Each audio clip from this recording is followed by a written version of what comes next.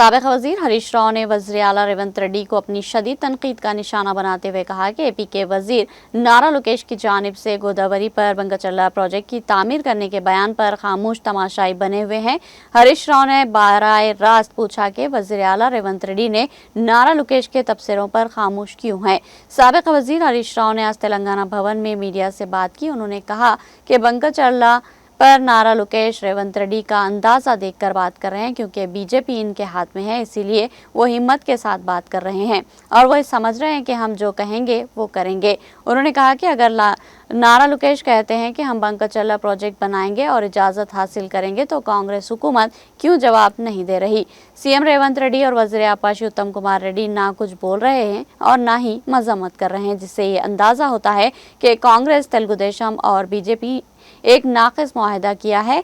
अगर आपके chief secretary Godavari बंगाचल्ला एजेंडे पर है तो वो एक खत लिखेंगे कि वो मीटिंग में शिरकत नहीं करेंगे।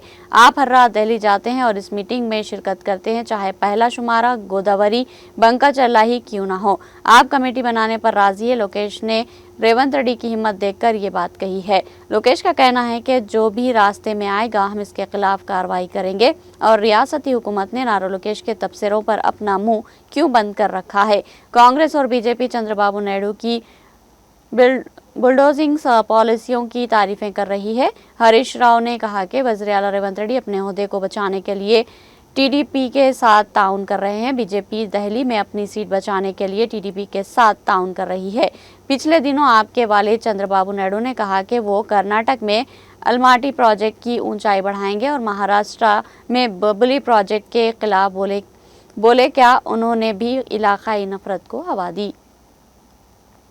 రేవంత్ రెడ్డి ఏం మాట్లాడుతుండు? అసలు వాళ్ళు బనకచెర్ల కడతామంటే కదా నేను అడ్డు చెప్పేది అంటుండు.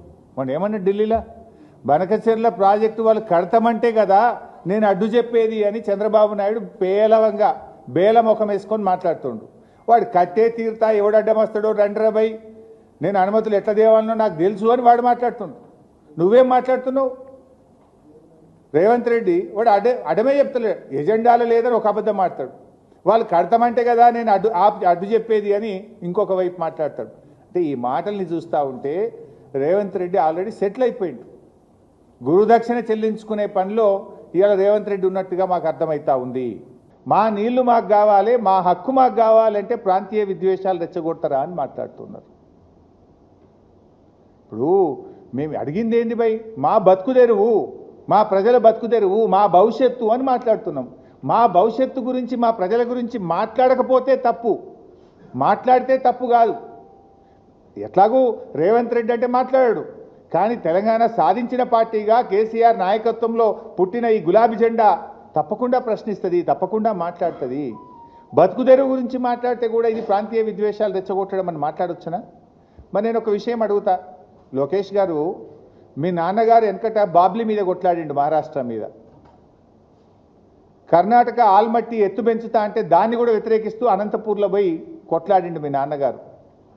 మరి మీ నాన్నగారు బాబ్లీ మీద కొట్లాడినా ఆల్మట్టి మీద కొట్లాడితే అది కూడా ప్రాంతీయ విద్వేషాలు రెచ్చగొట్టడమేనా?